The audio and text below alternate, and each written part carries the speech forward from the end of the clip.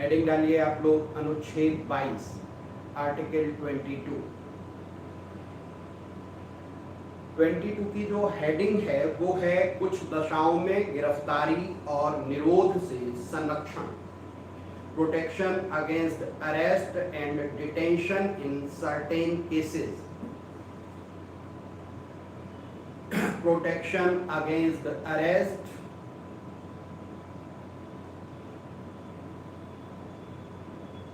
And detention in certain cases, कुछ दशाओं में गिरफ्तारी और निरोध से संरक्षण। तो पहली चीज तो यहाँ की आ रही है कि कुछ दशाओं में, कुछ दशाओं में मतलब in certain cases, her case में नहीं हो सकता, लेकिन क्या क्या, तो फिर इसमें पॉइंट्स दिए गए हैं। इस आर्टिकल के जो नियम अलग अलग हैं उनको हम समझते हैं। इसमें पहला पॉइंट लिखिए, फर्स्ट पॉइंट। फर्स्ट पॉइंट को पहले मैं पूरा आपको बता देता हूं, फिर समझा देता हूं। उसमें जो खास बिंदु हैं वो आप नोट करते रहिए कि किसी व्यक्ति को जो गिरफ्तार किया गया है, ऐसी गिरफ्तारी के कारणों से यथाशीघ्र अवगत कराए बिना अभिरक्षा में निरुद्ध नहीं रखा जाएगा या अपनी रुचि के विधि व्यवसायी से परामर्श करने और प्रतिरक्षा कराने के अधिकार से वंचित नहीं रखा जाएगा।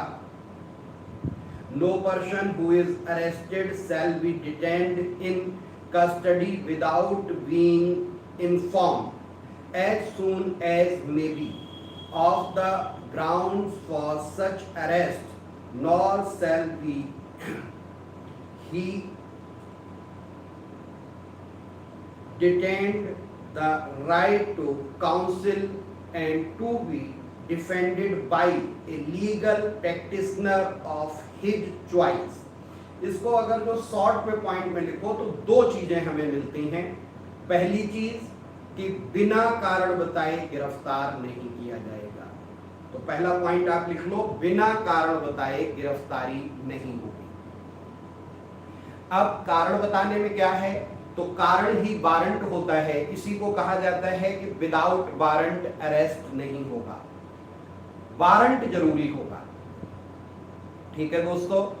अब वारंट जो है उसकी क्या कहानी है कि अगर जो आपके खिलाफ कोई एफआईआर दर्ज होती है, आपने कोई ऐसा अपराध किया है जो संज्ञेय प्रकृति का है, कॉग्निबल ऑफेंस है, तो उसके लिए आपको पुलिस अरेस्ट करने आएगी और वो एफआईआर ही आपको कारण बताने के लिए पर्याप्त है। आपने कुछ और अपराध किए हैं, उनके आधार पर यदि शासन को लगता है तो मजिस्ट्रेट अरेस्ट का एक ऑर्डर देता है जिसको वारंट कहते हैं। तो आपके अगेंस्ट एफआईआर भी वारंट है और बाकी आपको कोई ना कोई सूचना जब भी पुलिस गिरफ्तार करने आएगी तो बताएगी कि आपको गिरफ्तार किया क्यों जा रहा है। बहुत ऐसे केसेस हम लोगों के सामने आते हैं कि गिरफ्तारी हो गई और हमें ये बताया ही नहीं गया कि किस लिए गिरफ्तारी हुई। आप लोग जान रहे हो, आज हम बात कर रहे हैं आर्टिकल 22। अगर जो इस आर्टिकल को आप ठीक से समझ लेंगे तो आपको पुलिस से डर लगना कम हो जाएगा। सबसे ज्यादा पुलिस से डर किस बात का लगता है कि पुलिस हमें गिरफ्तार कर ले जाएगी। ठीक, इसमें पहला पॉइंट मैंने आपको बता दिया कि गिरफ्तारी होने से पहले आपको कारण बताया जाना चाहिए। पहला पॉइंट हो गया शॉर्ट में। दूसरा इसी में लिख लो, अपनी पसंद के वकील से सलाह लेने का अधिकार। आपको अपनी पसंद के वकील से, ये नहीं कि इंस्पेक्टर साहब कहें कि ये वकील साहब आपकी मदद करेंगे, आप इनसे सलाह लीजिए। आपके जो पसंद के वकील साहब हैं आप उनसे सलाह मांग सकते हैं, आप उनसे सलाह ले सकते हैं। इसीलिए आपने पुरानी फिल्मों में देखा होगा कि जहां इंस्पेक्टर साहब गिरफ्तार करने आते थे और वो बीच में सीढ़ी बनी होती थी जिससे वो उतर रहे होते थे, गाउन ऐसे बंद करते हुए, वो एक सिग्नेचर स्टेप था। और इंस्पेक्टर साहब कहते थे आपको गिरफ्तार करने आए हैं, तो कहते थे आपको 10 मिनट रुकना पड़ेगा इंस्पेक्टर साहब, हमारे वकील साहब पहुंचने वाले हैं। तो वकील के आने के बाद ही गिरफ्तारी होगी या पूछताछ तब होगी जब हमारा वकील हमारे साथ होगा। लेकिन यही देश का दुर्भाग्य है या आम आदमी का दुर्भाग्य है कि सभी को यह स्थितियां प्राप्त नहीं होती, क्योंकि आप लोग जानते हो कि कितने लोग हैं जिनके अपने पर्सनल लीगल प्रैक्टिशनर एडवाइस के लिए होते हैं, जो कभी किसी जरूरत पर वहां उपस्थित हो जाते हैं। तो इसलिए शासन में या प्रशासन में वो सारी चीजें नहीं हो पाती हैं जो होनी चाहिए। लेकिन जो लोग संपन्न हैं, जो लोग अधिकार संपन्न हैं, संसाधन संपन्न हैं, उन लोगों को इस चीज का लाभ मिलता है। ठीक, हमें आर्टिकल 22 समझना है और 22 की हेडिंग आपको बता दी। कुछ दशाओं में गिरफ्तारी एवं निरोध से संरक्षण, protection against arrest and detention. निरोध जिसे कहते हैं उसे डिटेंशन कहते हैं इन सर्टेन केसेस। इसमें पहला पॉइंट, फर्स्ट पॉइंट हमने आपको बताया, उसमें 2 पॉइंट निकल के आए, वो आपको नोट करा दिए। पहला कि बिना कारण के गिरफ्तारी नहीं, तो गिरफ्तारी से पहले आपको वारंट या एफआईआर की कॉपी दिखाई जाएगी कि आपको क्यों गिरफ्तार किया जा रहा है। और इसी में दूसरा लगा हुआ है कि आपको अपनी पसंद के विधि व्यवसायी से, लीगल प्रैक्टिशनर से सलाह लेने की छूट होगी और वो आपको बचाने का प्रयास करेगा, ये आपका अधिकार है। इसमें 22(2) आर्टिकल 22 का सेकेंड पॉइंट लिखिए।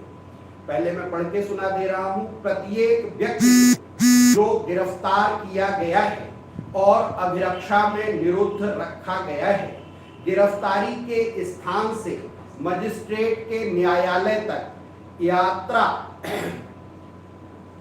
के लिए आवश्यक समय को छोड़कर ऐसी गिरफ्तारी से 24 घंटे की अवधि में निकटतम मजिस्ट्रेट के समक्ष पेश किया जाएगा और ऐसे किसी व्यक्ति को मजिस्ट्रेट के प्राधिकार के बिना उक्त अवधि से अधिक अवधि के लिए अभिरक्षा में निरुद्ध नहीं रखा जाएगा।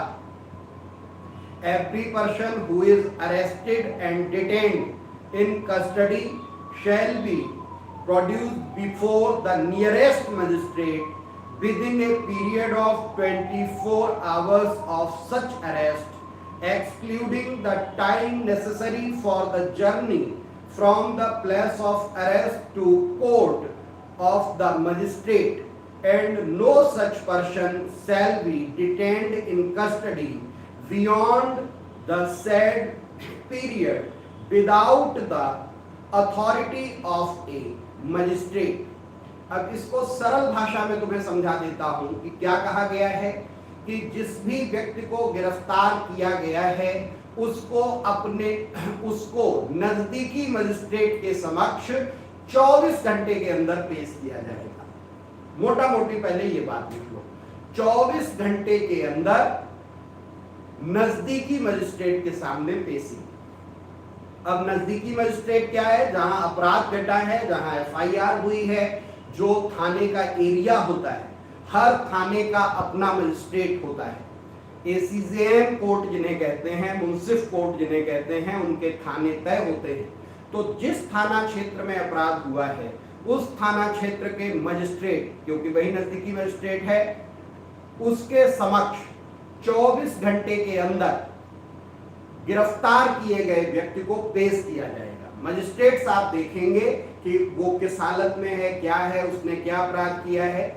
आगे अगर जो पुलिस को डिटेंशन चाहिए या पुलिस उसको गिरफ्तार रखना चाहती है तो उसको मजिस्ट्रेट की अनुमति लेनी होगी। मजिस्ट्रेट जब अनुमति दे देंगे तभी उसका डिटेंशन आगे हो सकता है। अब इसमें एक बात जोड़ी गई, यात्रा के लिए आवश्यक समय को छोड़कर। यात्रा के लिए आवश्यक समय क्या है कि मान लीजिए किसी व्यक्ति ने आपके यहाँ कोतवाली में, बरेली में कोई अपराध किया और अपराध करके वो भाग गया और भाग के कहाँ चला गया? मुंबई चला गया। पुलिस ने उसका पीछा किया, उसको जाके मुंबई में गिरफ्तार किया। अब मुंबई से बरेली आने का आवश्यक समय 24 घंटे लगभग है। अब अगर जो 24 घंटे की शर्त होगी तो पुलिस उस अपराधी को लेके बरेली पहुंच ही नहीं पा रही, तब तक 24 घंटे की अवधि पूरी हो जाएगी। तो इसके लिए इसी में यह नियम जोड़ा गया कि गिरफ्तार किए गए व्यक्ति को गिरफ्तारी के स्थान से मजिस्ट्रेट के कोर्ट तक के स्थान की यात्रा के आवश्यक समय को छोड़कर, तो 24 घंटे अगर जो आवश्यक समय है तो वो छोड़कर मतलब वो जोड़कर, तो 24 में 24 जोड़ दिए 48 घंटे।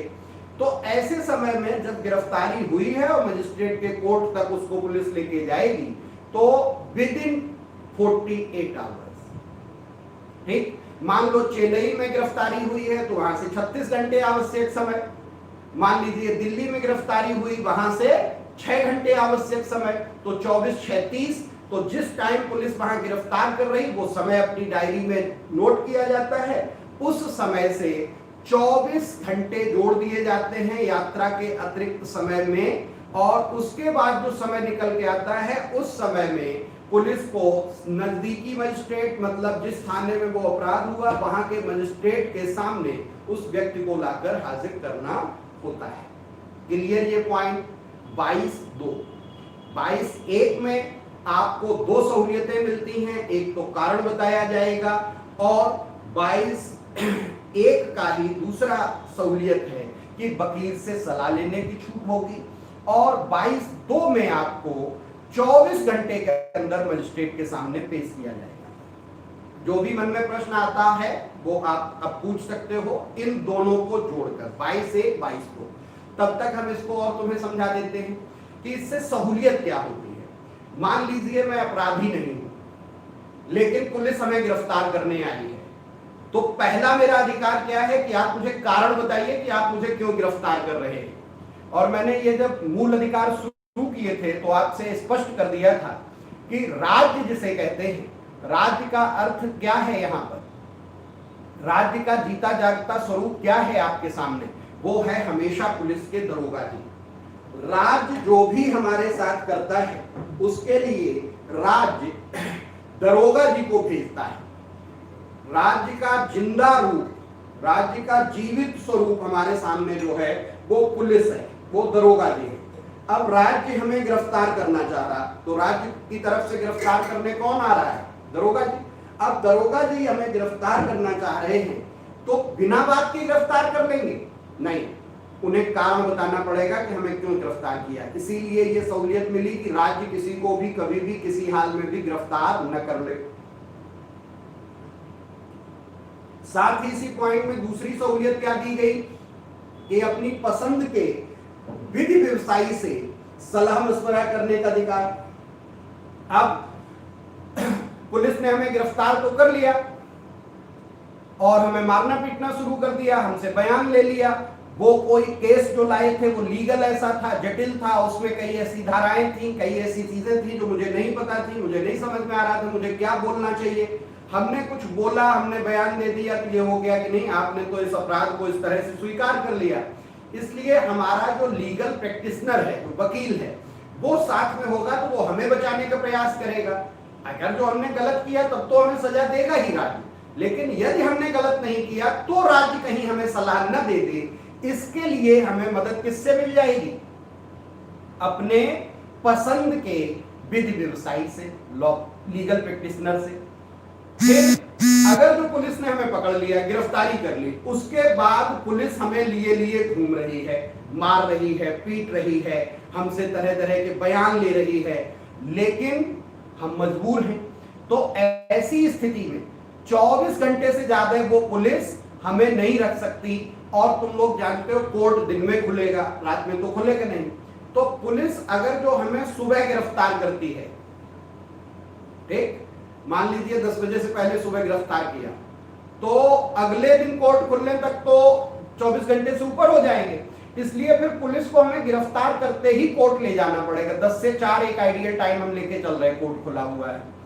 अब अगर जो पुलिस ने हमें दोपहर में 1 बजे गिरफ्तार किया तो या तो 4 बजे तक पेश कर दे या कल 1 बजे से पहले पेश कर दे, ठीक।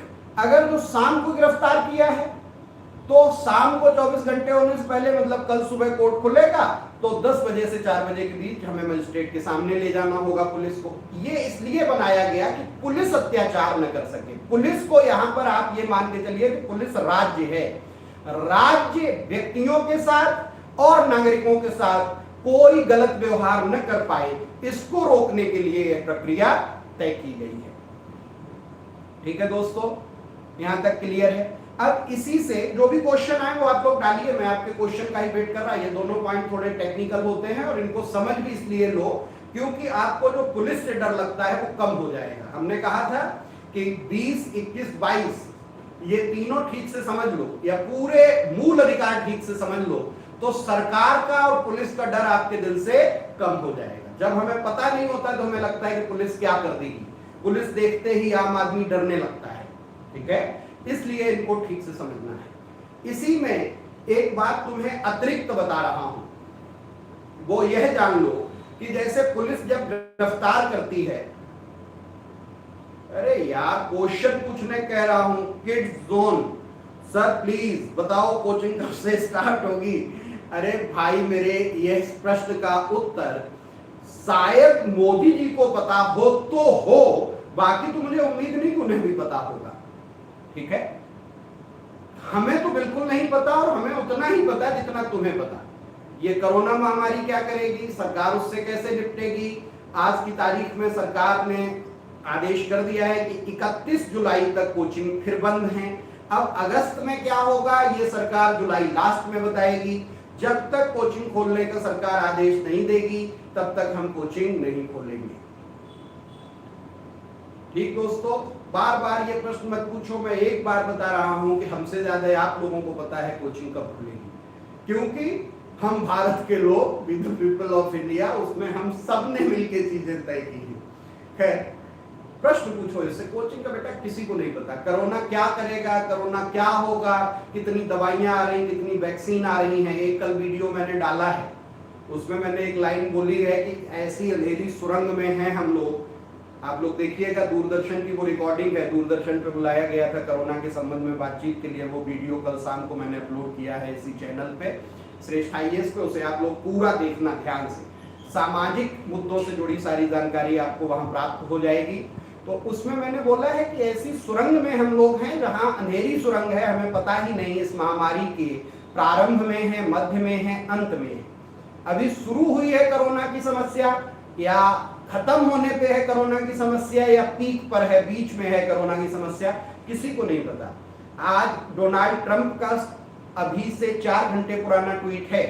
डोनाल्ड ट्रंप ने ट्वीट किया है कि जैसे जैसे पूरे दुनिया में यह समस्या बढ़ती जा रही, विकराल होती जा रही, वैसे ही वैसे ट्रंप साहब का गुस्सा चीन पर बढ़ता जा रहा है। आज सुबह डोनाल्ड ट्रंप जैसे आदमी नहीं समझ पा रहा तो यार हम तो बहुत नादान हैं। खैर, प्रश्न पूछो इससे। इसमें अब एक मजेदार बात तुम्हें ये बता रहा था कि सामान्यतः हम लोग क्या गलती करते हैं कि जब पुलिस आती है और हमें अरेस्ट करती है तो जो नादान लोग होते हैं, जो नासमझ लोग होते हैं, वो पुलिस से बचने के लिए पुलिस से ही कहते हैं कि साहब कागज में गिरफ्तारी मत दिखाना, चलो हम चल रहे थाने आपके साथ, आप हमें ले चलो, लेकिन कागज में मत चढ़ाओ। क्योंकि उनके दिमाग में होता है कि कागज में एंट्री हो जाएगी तो ये हमारे विपरीत होगा, हमारे खिलाफ होगा, और यह बिल्कुल गलत है। पुलिस कभी भी किसी को भी गिरफ्तार करती है, उससे आप अपराधी साबित नहीं हो जाते। अपराधी हो या नहीं हो यह तय होता है कोर्ट में। पहली चीज आज ये खूब ध्यान रखना, आप सिविल सेवा की तैयारी कर रहे हो, आप जो भी काम कर रहे हो, एक डर रहता है कि मुकदमा पुलिस पकड़ ले जाएगी, हमारा करियर खत्म हो जाएगा। आजकल फिर से आ गई है ना रंगबाज, फिर से रंगबाज 2, उसमें आप देखोगे कि वो UPSC की परीक्षा पास करता है लेकिन तब तक उसकी गिरफ्तारी हो जाती है, आके वो सब जला अला देता है और फिर कितना बड़ा माफिया बन के खड़ा होता है। तो बच्चे इस बात से बड़े परेशान रहते हैं कि पुलिस आ गई, या आम आदमी। पुलिस से नहीं डरने की जरूरत है, कोर्ट तय करता है, मजिस्ट्रेट तय करता है कि आप अपराधी हो या नहीं। तो पुलिस जब आपको अरेस्ट कर रही तो आप क्या कहिए कि दरोगा जी फटाफट डायरी में दर्ज करिए कि आपने हमें कहां, कितने बजे, किस हालत में, कैसे, क्यों गिरफ्तार किया। आपको अगर जो वो टाइम आपने लिखा दिया तो उससे फायदा क्या होगा, 24 घंटे के अंदर दरोगा जी को आपको मजिस्ट्रेट के सामने ले जाना होगा, इसके लिए वो मजबूर है। दूसरा, उस समय के बाद आपके साथ कुछ भी अनहोनी होती है, कुछ भी दुर्घटना होती है, तो तुम्हारी सारी जवाबदेही, जिम्मेदारी किसके ऊपर है, इंस्पेक्टर साहब, दरोगा जी। अर्थात राज्य के ऊपर, उन पर क्वेश्चन होगा, उनसे पूछा जाएगा। एक दोस्तों, इसलिए कभी भी पहले तो पुलिस आए ना, राज्य से हमारा कोई टकराहट होना, ऐसी जरूरत होती है, लेकिन इन केस है किसी भी मामले में तो गिरफ्तारी का कारण, गिरफ्तारी का समय, गिरफ्तारी का स्थान जरूर दर्ज कराना चाहिए। बिना दर्ज कराए गिरफ्तारी अपने किसी भी आदमी को भेजना नहीं चाहिए, नहीं तो आपको ये मूल अधिकारों का लाभ नहीं मिल पाएगा। क्लियर? कोई क्वेश्चन 22(1), 22(2), 22(3).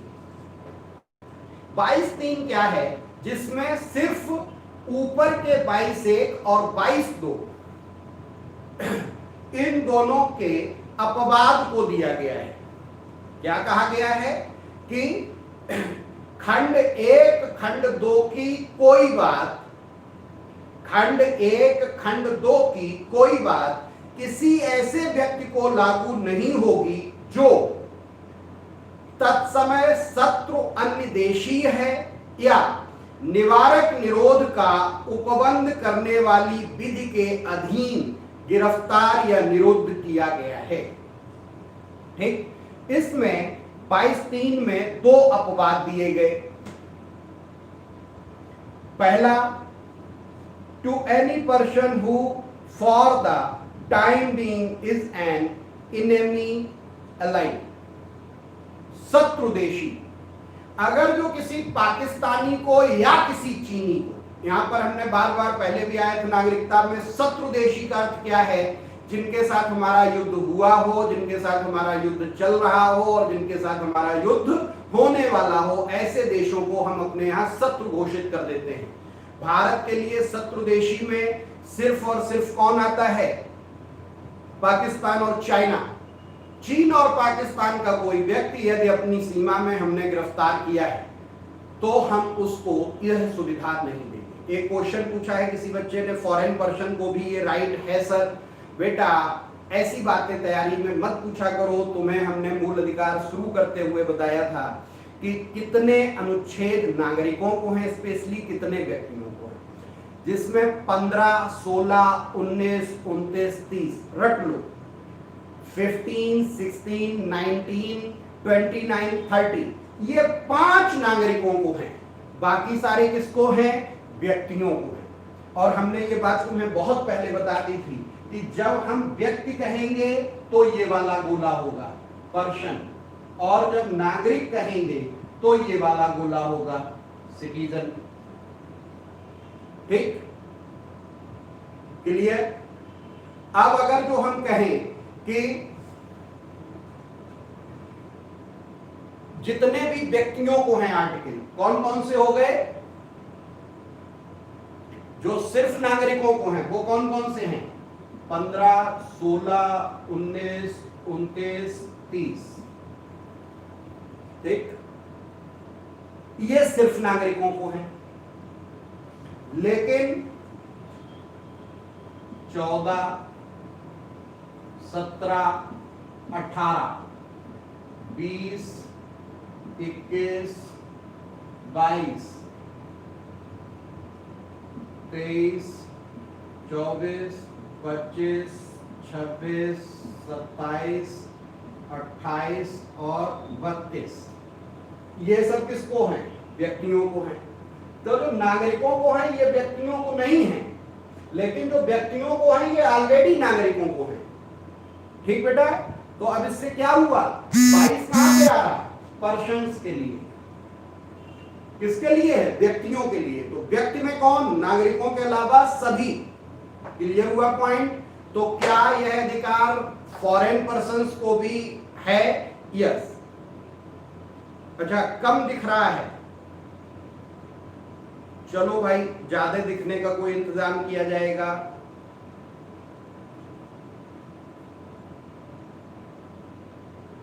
तृतीय अग्रवाल का क्वेश्चन, हाँ ये कोमल को हो गया। सर 16th अमेंडमेंट किससे रिलेटेड है? आर्टिकल 19 से। Sir article 39B and C article 14 का वायलेशन कैसे है? सर कम दिख रहा है। बेटा कृति, ये क्वेश्चन का आंसर तुम्हें तब देंगे जब हम तुम्हें 39 बी पढ़ाएंगे। 39 बी हम कहां पे पढ़ेंगे? ये हम पढ़ेंगे जाकर जब डीपीएसपी के आगे बात करेंगे। डीपीएसपी में क्या कहा गया है कि 39 बी में सभी को बराबरी आर्थिक रूप से, ये तुमने गलत लिख दिया बेटा, यहाँ पे 14 का वायलेशन किसमें होगा? जाके 31, ठीक, 31, 39 नहीं 31, ठीक है। फिर क्या हो गया सर? कम दिख रहा है। फिर क्या क्वेश्चन? सर अगर पब्लिक हॉलीडे या किसी अन्य कारण से कोर्ट बंद है और पुलिस के लिए गिरफ्तार करना आवश्यक हो तब भी ये नियम लागू होगा? यस बेटा। को जैसे जिले में जितने एससीजेएम होते हैं वो डेली बैठते हैं, लेकिन पब्लिक हॉलीडे और जिस दिन कोई भी ऐसा छुट्टी का दिन होता है उस दिन सारे मजिस्ट्रेट नहीं बैठते, एक मजिस्ट्रेट बैठता है जो सभी थानों की रिमांड लेता है, इसलिए प्रतिदिन एक मजिस्ट्रेट बैठता है, ठीक, सारे नहीं बैठेंगे। श्री अब इसमें जो हम शत्रुदेशी बताया तो सभी व्यक्तियों के लिए ये अधिकार है बेटा, तुम्हारा जो क्वेश्चन था, ठीक, व्यक्तियों के लिए तो है, लेकिन किन व्यक्तियों को नहीं देंगे? अगर जो हमने अपनी सीमा में किसी पाकिस्तानी को गिरफ्तार किया और उसको हमने मारना पीटना शुरू किया, उससे पूछना शुरू किया, अब वो कह रहा हमारा वकील बुलाओ, हमारा ये हमें कारण बताओ, तो देश विरोधी कार्य कर रहा है, अपराध, अब वो हमारे देश के लिए संकट हो सकता है, उसको भी ये सहूलियतें दे देंगे तो फिर हम अपनी सुरक्षा कैसे रख पाएंगे देश की? इसलिए यह हुआ कि यह सिर्फ और सिर्फ शत्रु देश के नागरिकों को छोड़कर सब पर लागू होगा। तत्समय शत्रु अन्य देश का शत्रु जो है उस पर उस समय पहले शत्रु रहा है, अब नहीं तो नहीं दिक्कत, तब तो हम उसको कारण बताएंगे, लेकिन उस समय अगर जो कोई शत्रु देश का है तो उसके लिए यह सहूलियत रहेगी। क्लियर? यहां तक। दूसरा का निवारक निरोध का उपबंध करने वाली किसी विधि के अधीन गिरफ्तार या निरुद्ध किया गया व्यक्ति, इसको कहते हैं डिटेंशन। अगर जो डिटेंशन हुआ है किसी का तो हम उस पर इस नियम को लागू नहीं करेंगे। किसको? 22(1) और 22(2), मतलब न कारण बताएंगे, न वकील देंगे, न हम उसे 24 घंटे में पेश करेंगे। अब आप पूछें कि ये निवारक निरोध क्या है, डिटेंशन क्या है, तो आगे हेडिंग डाल लो, निवारक निरोध, निवारक निरोध, प्रिवेंटिव डिटेंशन, इसको समझ लो।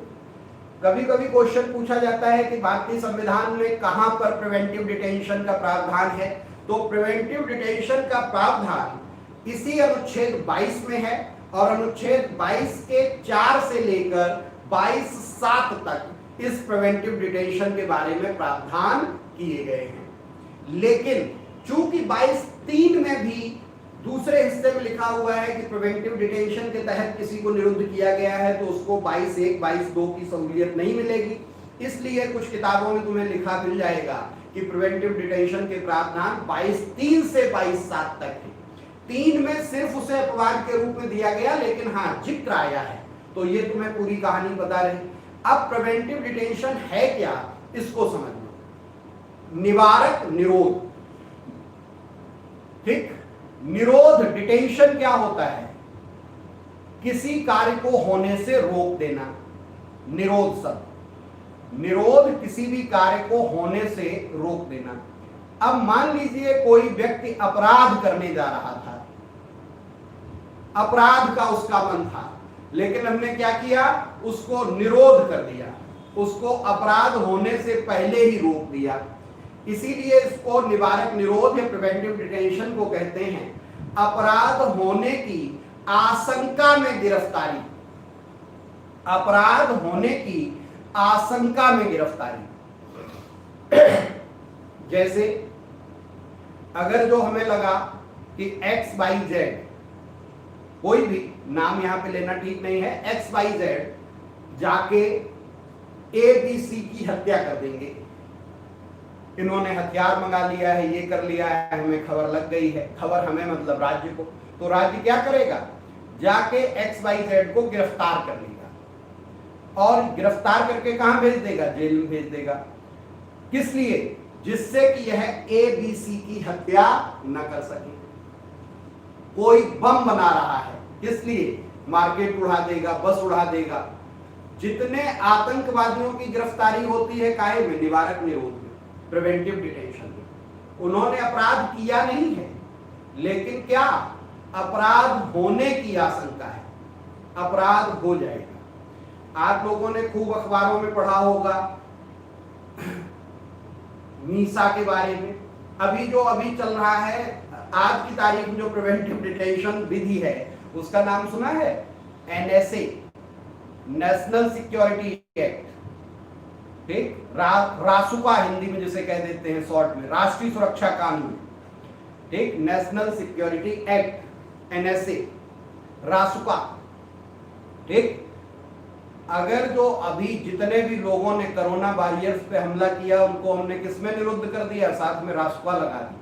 ये जो प्रिवेंटिव डिटेंशन की धाराएं होती हैं ये बहुत ताकतवर होती हैं।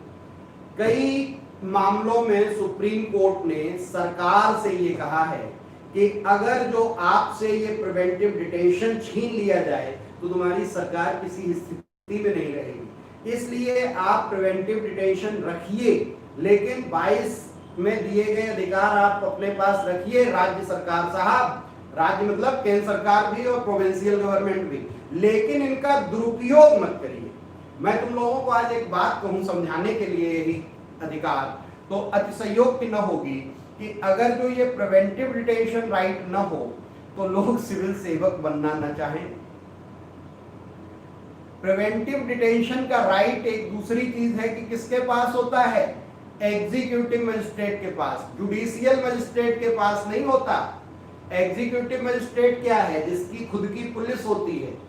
एग्जीक्यूटिव मजिस्ट्रेट मतलब SDM, ADM, DM, समझे बेटा? ये होते हैं कार्यकारी मजिस्ट्रेट, एग्जीक्यूटिव मजिस्ट्रेट। और इन जितने भी पदों पर M पीछे लगा है, district magistrate, additional district magistrate, sub divisional magistrate, तो ये जो मजिस्ट्रेट शब्द पीछे लगा है ये एग्जीक्यूटिव मजिस्ट्रेट को घोषित करता है।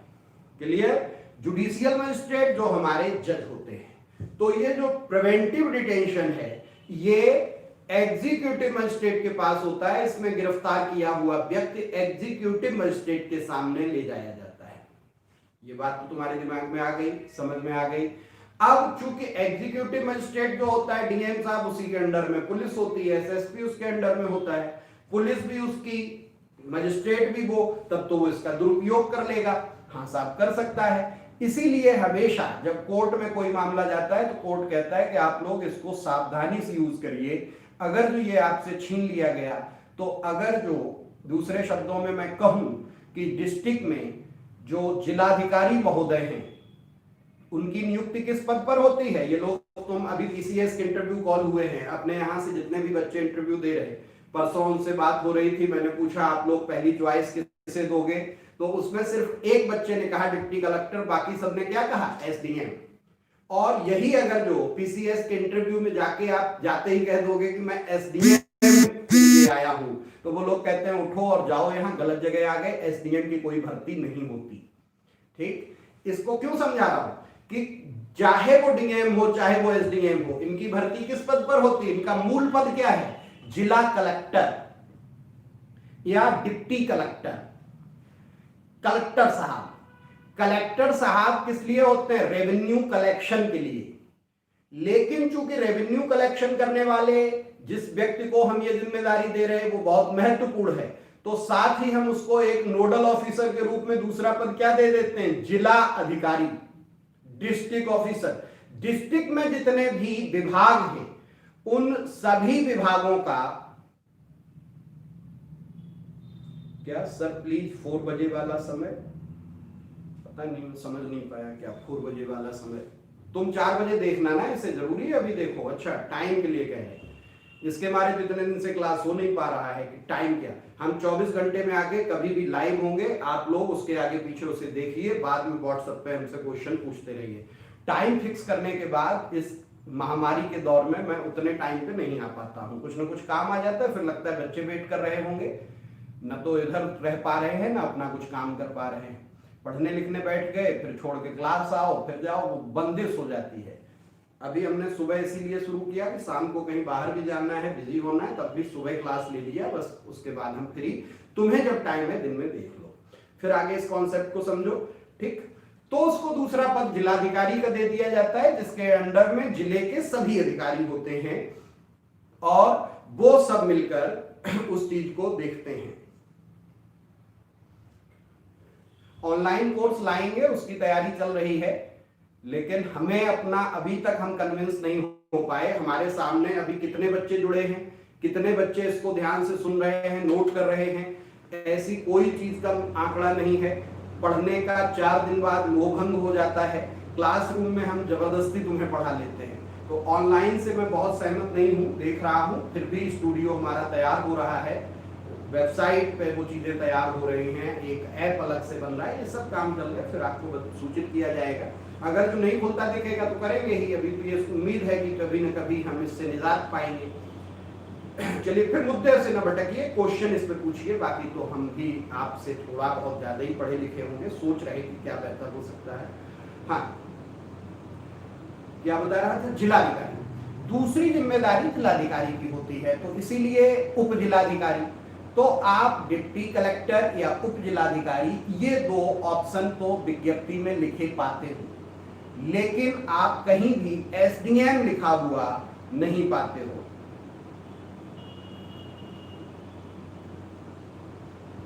क्या क्वेश्चन है सर, जब किसी एक्टर को या पॉलिटिशियन को सोशल मीडिया पर डिफेम किया जाता है तो क्या वो पनिशेबल नहीं है, उनके एफआर इसमें वायलेट नहीं होते? बेटा बिल्कुल होते हैं, तभी तो केस होते हैं।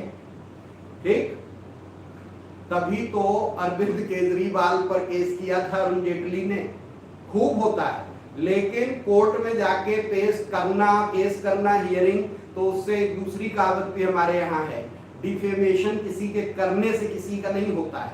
आपको लगता है किसी करने से हो रहा तो आप कोर्ट चले जाओ, आपके मूल अधिकार हैं, लेकिन अगर जो दूसरी एक कहावत है कि कुत्ते भौंकते रहते हैं, आदमी चलता रहता है, आप अपना काम करते रहते हो, दूसरे आपके बारे में बोलते रहते हैं। और यह व्यक्तिगत जीवन में जब तुम लोग तरक्की, अभी तो विद्यार्थी हो, आगे बढ़ोगे, तुम डिस्ट्रिक्ट मजिस्ट्रेट हो जाओगे, अच्छा काम करोगे, तो तुम्हारे बारे में हजारों लोग बुरा बोलेंगे, तुम्हें लगेगा मैं तो अच्छा कर रहा है, ये लोग बुरा बोल रहे हैं, लेकिन फिर तुम्हें हंसी आएगी, क्योंकि ये अच्छा कर नहीं सकते, इसलिए ये तुम्हारे लिए बुरा बोल रहे हैं।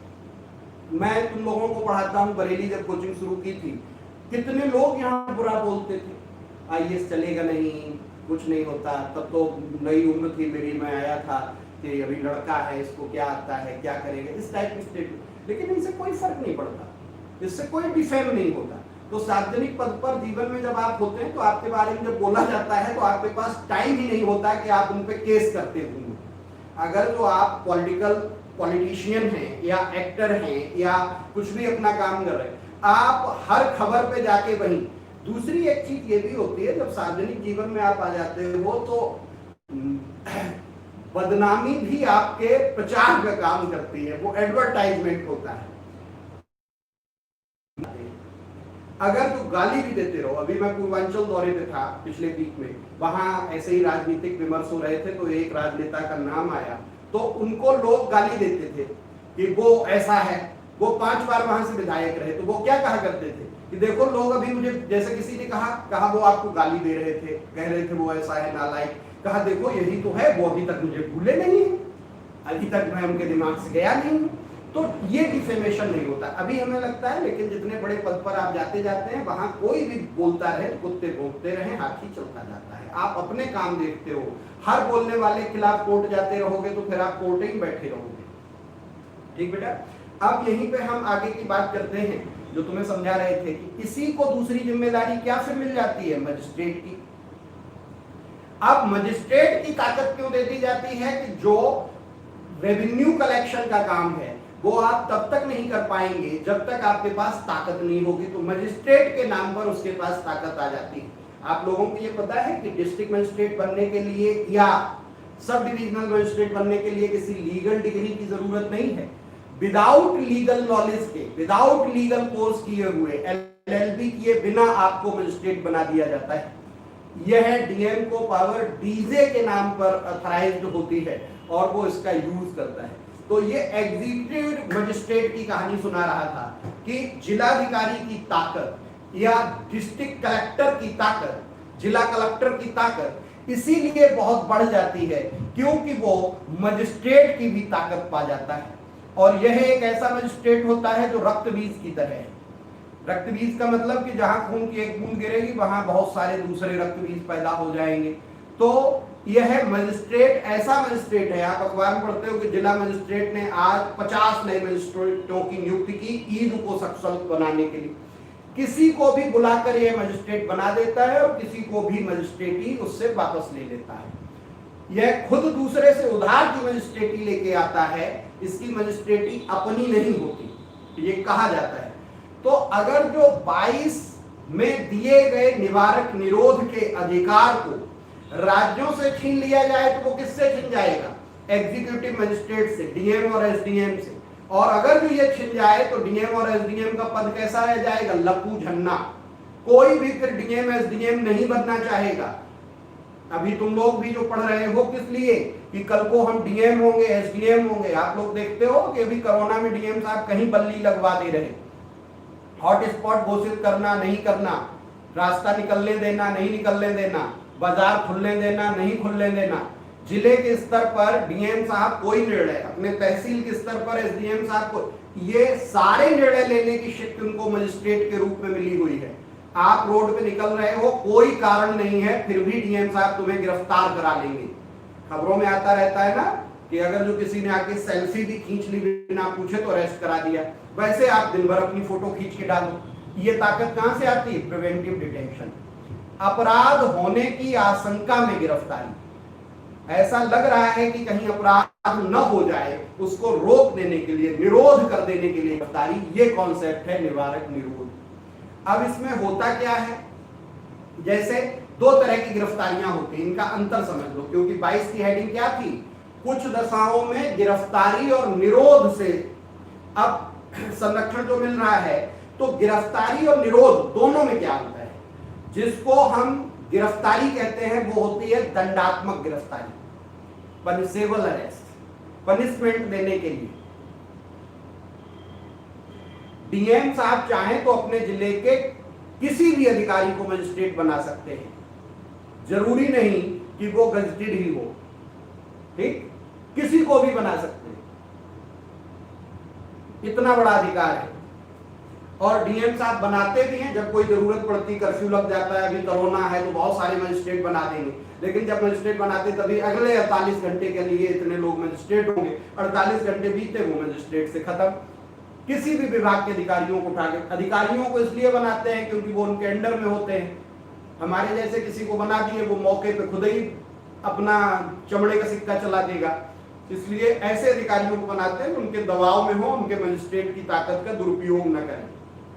अब मैं समझा रहा गिरफ्तारी और निरोध में अंतर, निवारक निरोध और गिरफ्तारी में क्या अंतर होता है। गिरफ्तारी के लिए पहली शर्त है कि आपके खिलाफ एफआईआर हुई हो, ठीक है? गिरफ्तारी कब होगी? जब आपके खिलाफ एफआईआर हुई। क्लियर ये पॉइंट? निवारक निरोध कब होगा? जब एफआईआर की कोई जरूरत नहीं।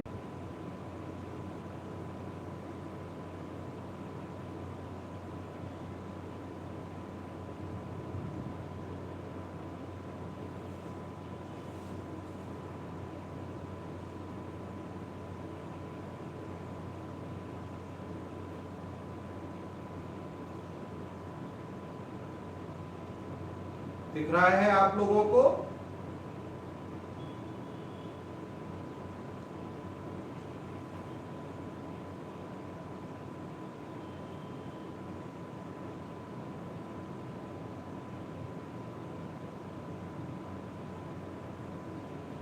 क्या हुआ? अभी भी आया या नहीं आया नेटवर्क? बता ही नहीं रहे हो आप लोग।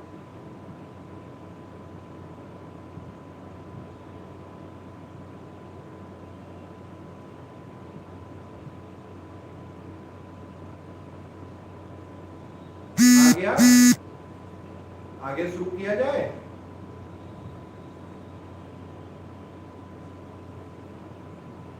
आ जाओ वापस आ जाओ सारे लोग।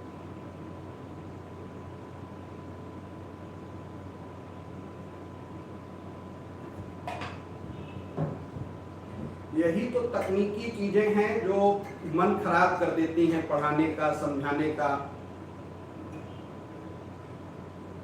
पता नहीं कहां से क्या हुआ, समझ में ही नहीं आया, क्यों खत्म हुआ, क्यों आ गया। चलो आ गया, ये अच्छी बात है, ना आता तो भी यही रह जाता निवारक निरोध। फिर आ जाओ निवारक निरोध। क्या समझा रहा था निवारक निरोध में कि यहाँ पर ये समवर्ती सूची का विषय है। समवर्ती सूची में क्या है कि केंद्र भी कानून बनाएगा, राज्य भी। केंद्र सरकार ने मीसा बनाया, एनएसए बनाया, आपके लक्ष्मीकांत में पूरी लिस्ट दी गई है कि कब कब कौन कौन से कानून बने। पोटा का नाम सुना हो, पोटा का सोटा, ठीक।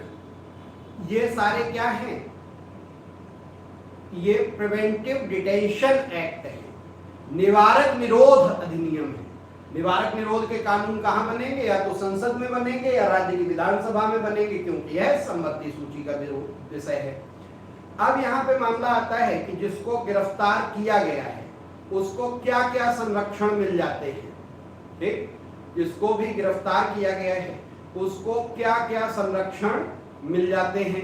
तो इसमें कुछ संरक्षण दिए गए, नहीं तो क्या होता कि कभी भी कोई भी किसी को भी कहीं भी गिरफ्तार करके भेज देता, डीएम साहब तो अपनी मनमानी करते। इसलिए इसमें एक ये प्रावधान हुआ कि ऐसा न हो कि डीएम साहब अपनी मनमानी कर लें। इसलिए यहाँ पर आपको कुछ संरक्षण दिए गए हैं।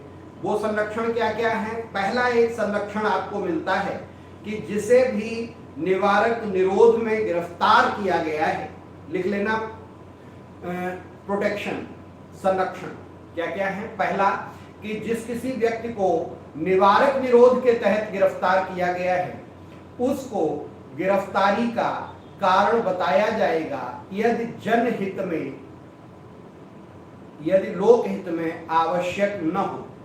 अगर जो लोकहित में आवश्यक है कि गोपनीय रखा जाए तो बताया ही नहीं जाएगा। पुलिस आएगी, आपको गिरफ्तार कर ले जाएगी डीएम साहब के सामने, क्योंकि इसमें यह ध्यान रखना पुलिस तो सिर्फ काम करने आती है, डीएम साहब ही आदेश देते हैं, या एसडीएम साहब, या जो भी एग्जीक्यूटिव मजिस्ट्रेट है आपके यहाँ। जहां कमिश्नरी हो जाती है वहां पुलिस कमिश्नर के पास ये अधिकार चले जाते हैं। वहां क्या हुआ कि उनको लगा कि डॉक्टर केवी त्रिपाठी आज शाम को बम विस्फोट करेंगे, और अगर जो वो बता देंगे तो हो सकता और जहां पकड़ना है पुलिस को अपना एक्शन करना है वहां दिक्कत हो जाए, तो बिना बताए पुलिस आएगी और डॉक्टर केवी त्रिपाठी को गिरफ्तार कर ले जाएगी। डीएम साहब ने ही भेजा था तो ऑलरेडी उनके सामने पेश हो ना हो क्या मतलब, वहीं से डीएम साहब ने कहा इन्हें ले जाओ जेल में बंद कर दो। पहले से ही वो आदेश लेके आए, हमें गिरफ्तार किया, सीधा जेल में बंद कर दिया। अब मैं जेल में बंद हूं तो मैं अपराध नहीं कर पाऊंगा। तो डीएम साहब ने निवारक निरोध के तहत क्या काम किया? अपराध होने से रोक दिया। कैसे रोक दिया? हमें गिरफ्तार करके रोक दिया। तो ये हो गया प्रिवेंटिव डिटेंशन। लेकिन इसमें पहली सहूलियत तुम्हें दी गई कि यदि लोकहित में आवश्यक कोई आतंकी मामला है तो आप कारण न बताइए, लेकिन अगर जो कोई सामान्य बातचीत है तो आप कारण बताइए।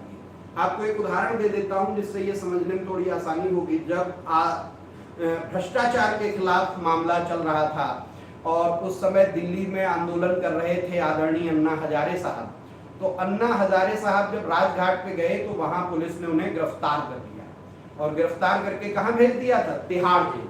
तब केंद्र में सरकार किसकी थी? कांग्रेस की। उनको गिरफ्तार कर लिया और वहां भेज दिया। अब इस पे ये बात हुई कोर्ट में, अगले दिन जज साहब आए, बैठे, और उन्होंने बैठते ही कहा कि यार ये बताओ, एक 80 साल का बुढ़ा आदमी जिसके हाथ में हथियार भी नहीं, खाली हाथ है, वो किसी की क्या हत्या करेगा? वो किसी को कैसे मार सकता है? तो ऐसी स्थिति में क्या है कि आपने जबरदस्ती इस अधिकार का दुरुपयोग किया है और कोर्ट ने वही ऑर्डर कर दिया और तुरंत अन्ना हजारे को जेल से रिहा करके लाके छोड़ा गया। तो कोर्ट इसमें दखल दे सकता है, जुडिशियल प्रोसीजर ऑलरेडी इसके साथ हो सकता है, तो इसी में अगला अधिकार है कि जिस व्यक्ति को निवारक निरोध के तहत गिरफ्तार किया गया है उसको सरकार के खिलाफ न्यायालय में अपील का अधिकार होगा। मान लो डीएम साहब ने अभी हमें गिरफ्तार कर लिया और किस आधार पे कि मैं आज शाम को अपराध करने वाला था, उसे रोकने के लिए उन्होंने मेरी गिरफ्तारी कर ली। लेकिन यदि मेरे परिवार का कोई व्यक्ति या मेरा वकील या कोई भी कोर्ट चला जाए या हाई कोर्ट चला जाए, सुप्रीम कोर्ट चला जाए, क्योंकि ये खुद एक फंडामेंटल राइट है, तो 22 के तहत क्या आप 32 के तहत सीधे सुप्रीम कोर्ट जा सकते हैं? हाँ, जा सकते हैं। तो कोर्ट जाओगे, कोर्ट में जज साहब इसकी सुनवाई करेंगे कि भाई क्या मामला है, क्यों इनको गिरफ्तार किया, इन्होंने ऐसा क्या अपराध किया, और उसके आधार पर जज साहब तुरंत निर्णय कर देंगे कि इनको छोड़ दिया जाए। और यदि यह निर्णय हो गया कि इनको छोड़ दिया जाए तो हमें छोड़ना ही पड़ेगा, फिर हमें वो गिरफ्तार करके नहीं रख सकते। क्लियर हो गया ये पॉइंट? ठीक। दूसरी सहूलियत इसमें क्या मिलती है कि यदि किसी को निवारक निरोध के तहत गिरफ्तार किया गया है और उसे 3 माह से अधिक निवारक निरोध में रखना है तो एक बोर्ड की अनुमति, एक आयोग जैसा बनाया जाएगा, बोर्ड बनाया जाएगा, सलाहकार बोर्ड कहते हैं, एडवाइजरी बोर्ड। एक सलाहकार बोर्ड की अनुमति आवश्यक होगी और सलाहकार बोर्ड का अध्यक्ष वर्तमान या भूतपूर्व उच्च न्यायालय का न्यायाधीश होगा। फिर सरकार को क्या करना होगा? जैसे हमें गिरफ्तार कर ले गए तो 3 माह मतलब 90 दिन तक तो किसी बिना बात के अपनी मर्जी से वो हमें जेल में रख सकते हैं।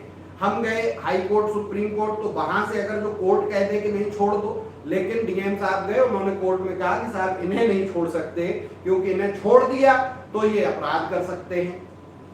ठीक, इसलिए कोर्ट ने कहा अच्छा ऐसा है तो जिला तो डीएम साहब को चलाना, ठीक, आप इन्हें गिरफ्तार किए रहो। इस आधार पर गिरफ्तारी चल रही हमारी। लेकिन कितने दिन तक रख सकते? Maximum 90 days. 90 दिन से ऊपर भी हमें रखना है तो उनको एक सलाहकार बोर्ड से सलाह लेनी होगी, मतलब उनसे अप्रूव कराना होगा। और उस सलाहकार बोर्ड की अध्यक्षता कौन कर रहा होगा? उच्च न्यायालय का वर्तमान या भूतपूर्व न्यायाधीश। ठीक, क्लियर हो गया ये पॉइंट? यहां तक किसी का कोई क्वेश्चन हो तो आप पूछ सकते हो। हमने तुम्हें क्या समझा दिया? निवारक निरोध। अब निवारक निरोध में बहुत सारे कानून बने, तुम्हारे लक्ष्मी कानून पूरी लिस्ट दी गई, जैसे निवारक निरोध अधिनियम PDA, प्रिवेंटिव डिटेंशन एक्ट 50 में बना, 69 में खत्म हो गया। फिर मीसा बना, आंतरिक सुरक्षा अधिनियम 71 में बना, 78 में खत्म हो गया। इमरजेंसी के टाइम सारी गिरफ्तारियां इसी प्रिवेंटिव डिटेंशन एक्ट से हुई थी, इसीलिए लालू यादव साहब को गिरफ्तार रखा था इंदिरा जी ने, और उन्होंने उसी टाइम उनकी बिटिया पैदा हुई थी, उसका नाम उन्होंने रख दिया था मीसा। मीसा के तहत सब गिरफ्तार हुए थे। फिर NSA आया, राष्ट्रीय सुरक्षा अधिनियम। NSA कब आया? 1980। कब खत्म हुआ? अभी नहीं खत्म हुआ, अभी तक चल रहा। फिर बीच में कुछ और आए, जैसे टाडा 85 में आया, 95 में समाप्त हुआ। आतंकवादी विध्वंसक क्रियाकलाप निवारक अधिनियम टाडा में किसकी फेमस गिरफ्तारी हुई थी? संजय दत्त। टाडा के बाद फिर आया आतंकवाद निवारक अधिनियम कोटा, 2002 में आया अटल जी के टाइम, 2004 में कांग्रेस ने खत्म करके फिर उसको कर दिया था ULPA, unlawful prevention act, ULPA, unlawful prevention act. ठीक, तो ये बात बदलते रहे, तुम्हारी किताब में पूरी हिस्ट्री है। NSA अभी तक चल रहा है। राज्य सरकारें भी बनाती हैं, तो सबसे फेमस मकोका, नहीं तो ज्यादातर राज्य सरकारें किसका यूज कर लेती हैं? क्योंकि ये संवर्ती सूची का विषय है तो केंद्र सरकार का बनाया हुआ कानून राज्य सरकार भी यूज करती है। NSA में गिरफ्तारी योगी जी ने अभी यूपी में जब से उनकी सरकार बनी खूब NSA लगवाए। अभी एक दौरे पर मैं था, वहां कई विचारकों से बात हुई, उनका कहना था कि ये जो कोरोना वॉरियर्स पर हमले रुके और जो इमेज बनी उसमें ये हुआ कि पहले पुलिस सिर्फ लाठी से सख्ती से पेश आती थी। पुलिस मतलब राज्य सरकार, ये खूब ध्यान रखिएगा। इस बार क्या किया राज्य ने, पुलिस ने, कि लाठी के अलावा कानूनी रूप से, जैसे सीए का जो अपोज हुआ उसमें भी संपत्ति जब्त होगी, एनएसए लगाया जाएगा, कानूनों का यूज होगा। ठीक कोरोना वॉरियर्स के खिलाफ धीरे धीरे लोग बैकफुट पे आ गए, पब्लिक से कोई उसका विरोध नहीं हुआ, क्योंकि कानूनी रूप से आप फंस जाएंगे। तो ये पूरी कहानी थी प्रिवेंटिव डिटेंशन की। इसलिए यह अनुच्छेद थोड़ा सा जटिल अनुच्छेद माना जाता है, कठिन अनुच्छेद माना जाता है, लेकिन इस अनुच्छेद को समझने और समझने के बाद आप लोग ठीक से जानने और समझने के बाद आप लोग पुलिस से डरना कम कर देंगे। ठीक है, ये आज के हमारे क्लास की बातचीत हुई अनुच्छेद 22, जो किसमें आता था, स्वतंत्रता के अधिकार में। हमने बताया था समता के अधिकार 14 से 18 तक, और उसके बाद स्वतंत्रता का अधिकार 19 से 22 तक। तो आर्टिकल 19, 20, 21 और 22 इतने हमने आपके साथ बात कर ली। क्लियर यहां तक? कोई डाउट हो आप कल लाइव क्लास में सारे पूछिएगा। कल हम आपको शोषण के विरुद्ध अधिकार, राइट अगेंस्ट एक्सप्लॉयटेशन, इस पर बात करेंगे, और इसमें दो अधिकार आते हैं, अनुच्छेद 23 और 24। उसके बाद राइट टू, वो फ्रीडम टू रिलीजियस राइट, धर्म अधिकारों की स्वतंत्रता की बात करेंगे 25 से 28 तक। तो कल की बात, कल फिर हम 9 बजे आपसे मिलेंगे और इस क्लास को शुरू करेंगे। हिंदी का क्लास की टाइमिंग क्या रहेगी, कब मैं शुरू करूंगा, वो 2 दिन बाद बताऊंगा। अभी थोड़ा सा कुछ हमारी व्यस्तताएं या कुछ असमंजस चल रहे हैं, कुछ चीजों को लेके निर्णय लेने हैं, स्टूडियो बनवाने को हमारा काम चल रहा है, तो अभी मैं तय नहीं कर पा रहा, लेकिन बहुत जल्द मैं आपको इसके बारे में सूचित करूंगा। आज और कल और आज से लगातार ये क्वालिटी की हमारी बातचीत तो कंफर्म चलती रहेगी, और 9 बजे मैं आपके सामने आता रहूंगा। प्रतिदिन 9 से 10 क्वालिटी के लिए मैं आऊंगा। धन्यवाद। आज जो भी बातचीत हुई, काफी दिनों से छुट्टी हुई थी, आज फिर 1 जुलाई से शुरू हो गई, आगे ये चलती रहेगी। कल फिर 9 बजे हम मिलेंगे क्वालिटी के लिए। जो लोग इस समय नहीं जुड़ पाते वो शाम तक देख लें, व्हाट्सएप पे इधर उधर अपनी सारी जगह हैं जहां से आप हमसे क्वेरी क्लियर कर सकते हो।